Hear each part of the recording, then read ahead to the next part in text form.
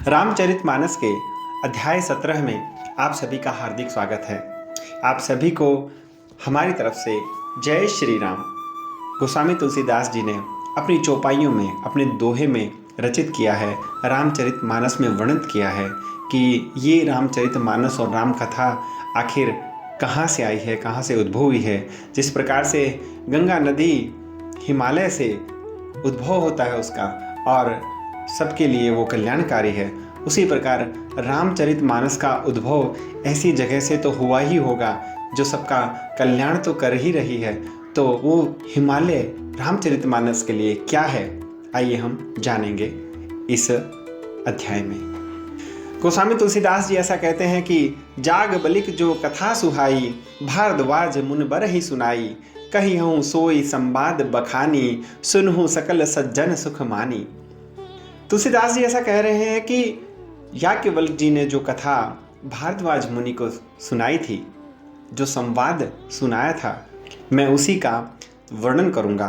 तो हे सज्जन, सुनहु सकल सज्जन सुख मानी, अपने मन में सुख मानकर इस कथा को सुनिए। शंभु कीन है यह चरित सुहावा, बहुरी कृपा करी उम ही सुनावा, सोई शिव काक भुसुंड ही दीना, राम भगत अधिकार ही चीन्हा। तो गोस्वामी तुलसीदास जी ऐसा कहते हैं कि सबसे पहले इस चरित्र की रचना, इस रामचरित्र की रचना शिवजी भगवान ने स्वयं की थी और इसको अनेक कृपा करके पार्वती माता जी को सुनाया था। फिर उसी रचना को राम जी का सर्वश्रेष्ठ भक्त जो काक भुसुंडी जी हैं, उनको जानकर यह कथा शिवजी भगवान ने उनको भी सुनाई थी। तो इस प्रकार यह ज्ञान की गंगा शिवजी भगवान के मानस से निकलती हुई जाती है काक भुसुंड जी के पास। तेईसन जाग बलिक पुनि पावा, तिन्ह पुनि भारद्वाज प्रति गावा, ते श्रोता बक्ता सम लीला, समदर्शी जानहि हरि लीला।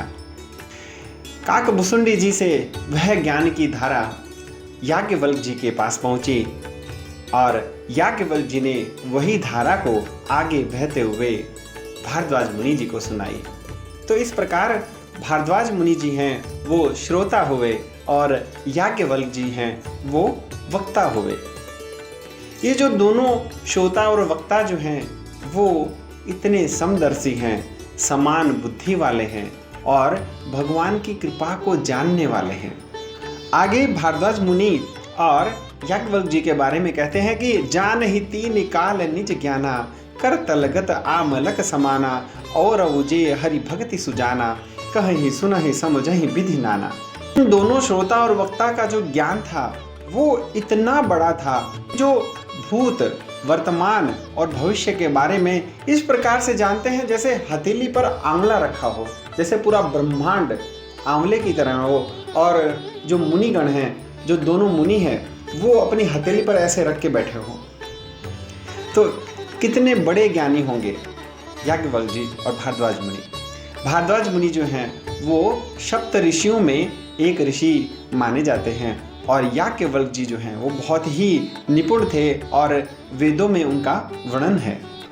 इस प्रकार और भी जो ज्ञानी भक्त हैं, जो भगवान की लीला को जानते हैं, समझते हैं, वो भी बड़े ज्ञानी हैं।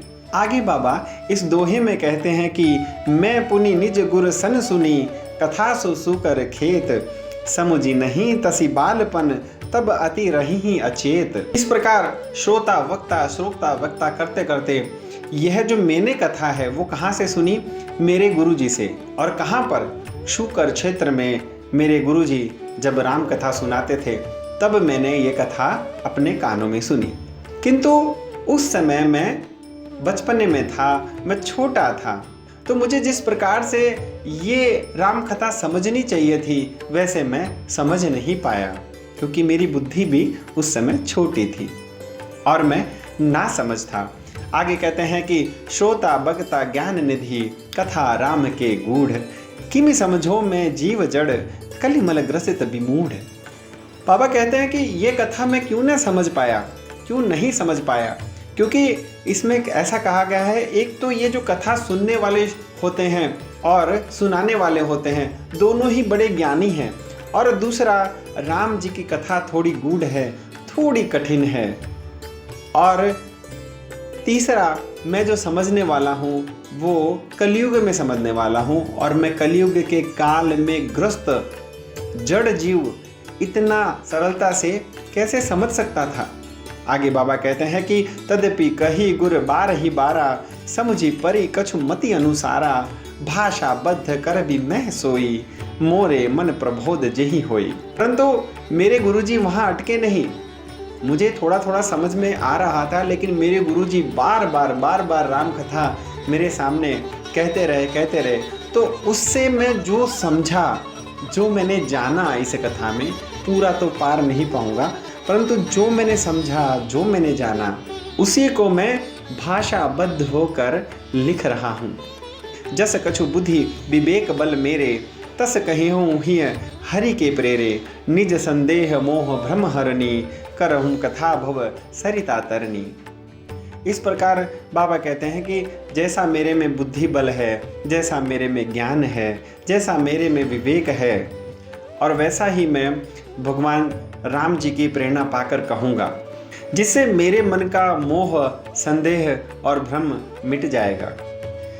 इसीलिए मैं संसार रूपी नदी को पार करने के लिए नौका रूपी श्री रामचंद्र जी की कथा का वर्णन करता हूँ। राम कथा की महानता के बारे में आगे कहते हैं कि बुद्ध विश्राम सकल जन रंजिनी, राम कथा कलि कलुष विमंजनी, राम कथा कलि पनंग भरनी, पुनि विवेक पावक कहूँ अरनी। ये राम कथा जो है पंडित जनों और बुद्धिमान जनों को आराम देने वाली है, सर्वसाधारण लोगों को सुख देने वाली है, और कलयुग के पापों का विशेष नाश कर देने वाली है।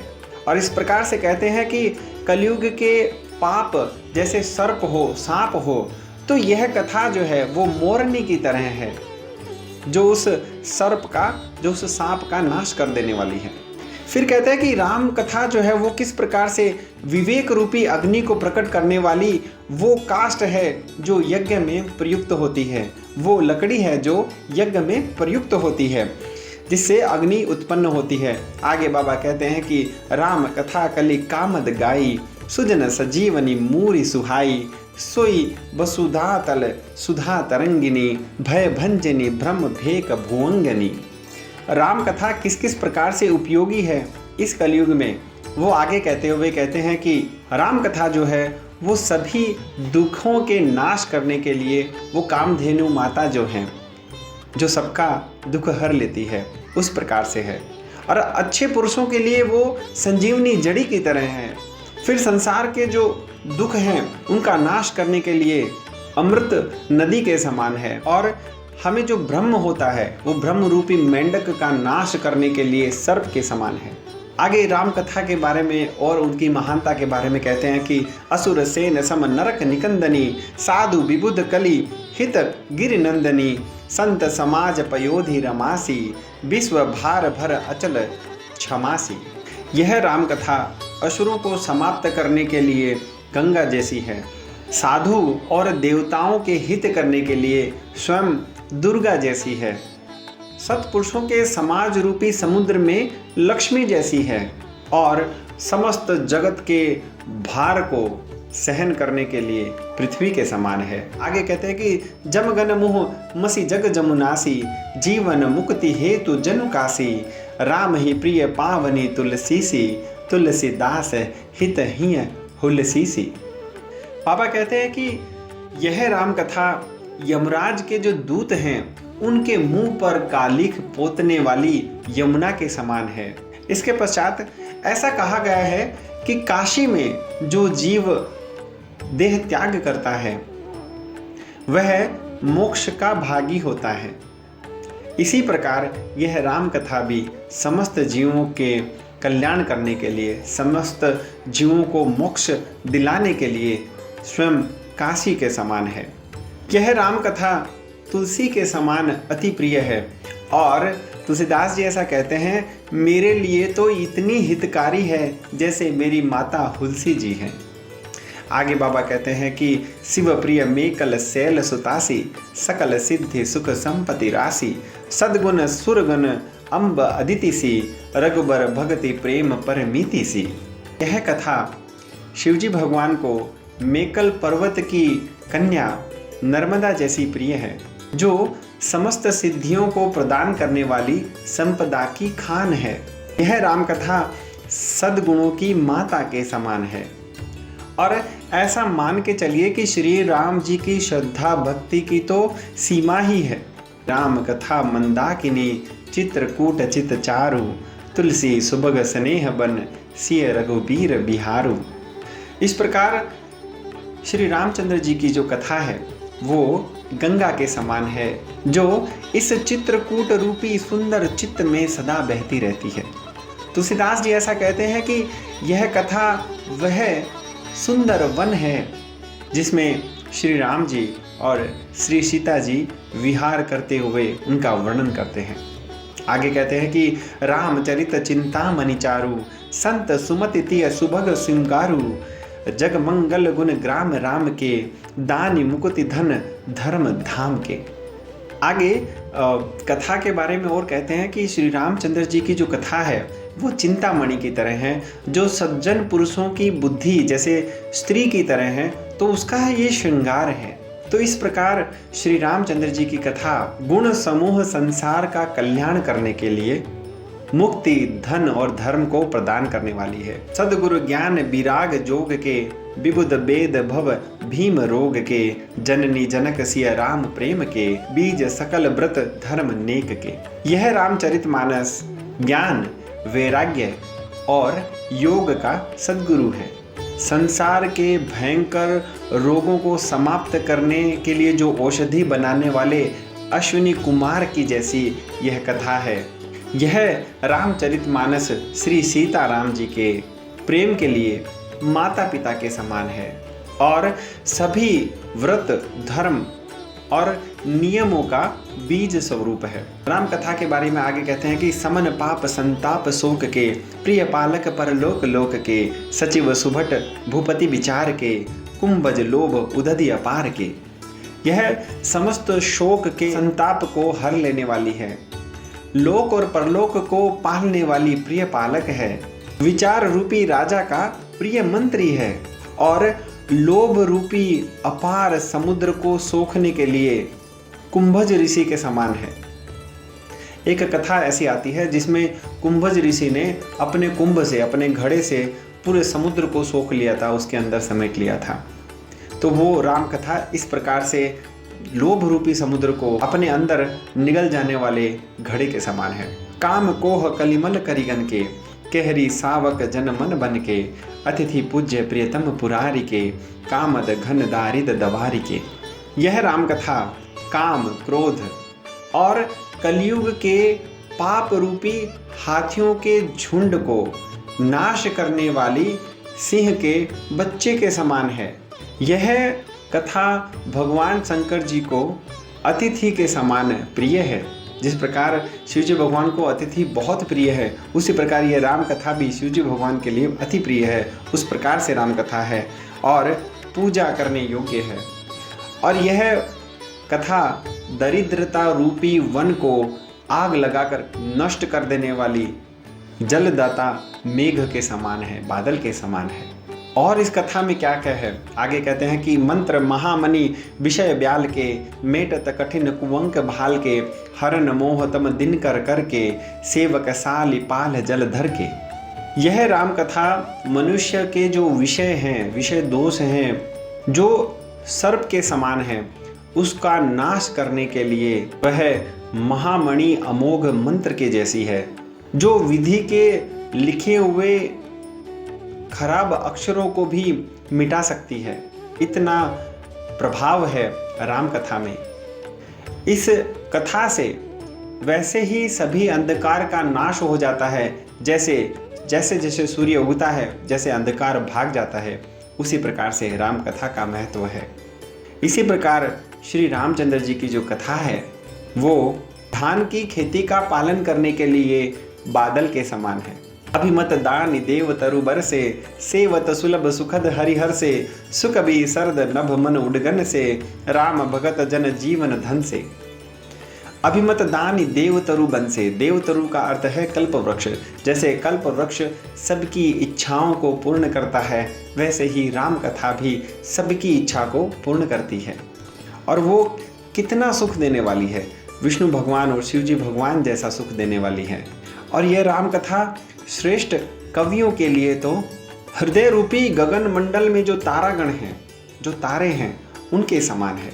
और उनका सब कुछ, जीवन धन, वह सब कुछ तो राम कथा है। सकल सुकृत फल भूरी भोग से, जग हित निरुपधि साधु लोग से, सेवक मन मानस मराल से, पावन गंग तरंग माल से। यह कथा समस्त पुण्यों के फल के समान है, संसार का कल्याण करने वाले साधुओं के समान है, भक्त जनों के मन रूपी मान सरोवर में हंस के समान है, और सबको पवित्र करने के लिए गंगा जी की लहरों के समान है। आगे बाबा इस दोहे में कहते हैं कि कुपथ कुतर्क कुचाली कली, कपट दंभ पाषंड, दहन राम गुण ग्राम जिमी, ईंधन अनल प्रचंड। यह राम कथा जो कलयुग में कुतर्क करने वाले लोग हैं, जो गलत रास्ता दिखाने वाले लोग हैं, जो दम्भी हैं, जो कपट करते हैं, वो जो ईंधन के समान है, उन सबको भस्म करने के लिए, उन सबको खत्म करने के लिए राम कथा प्रचंड अग्नि के समान है। आगे बाबा कहते हैं कि रामचरित राकेश कर, सरिस सुखद सब काहू, सज्जन कुमुद चकोर चित, हित विशेष बड़ लाहू। इस प्रकार श्री रामचंद्र जी की कथा उस प्रकार सुखदायक है जैसे चंद्रमा की शीतलता सुखदायक होती है। जिसमें सज्जन पुरुषों का चित्त है वो चकोर की तरह हरदम राम कथा के प्रेम में लगा रहता है। जैसे चकोर का जो चित्त है वो अग्नि को देखकर उसमें लालायित रहता है, उसी प्रकार राम कथा में मन लगा रहता है। और ऐसा ही दिखाई पड़ता है कि वही हितकर है और वही लाभप्रद है। जो हम सबसे पहले शुरुआत में बताए थे कि सबसे पहले शिवजी भगवान और पार्वती माता श्रोता और वक्ता हुए, उसके पश्चात काकभुसुंडी जी और याज्ञवल्क्य जी श्रोता और वक्ता हुए। उस प्रकार याज्ञवल्क्य जी और भारद्वाज जी श्रोता और वक्ता हुए, और इस प्रकार अंतिम में जो चौथा घाट है उसमें श्री तुलसीदास जी और उनका मन श्रोता और वक्ता हुए।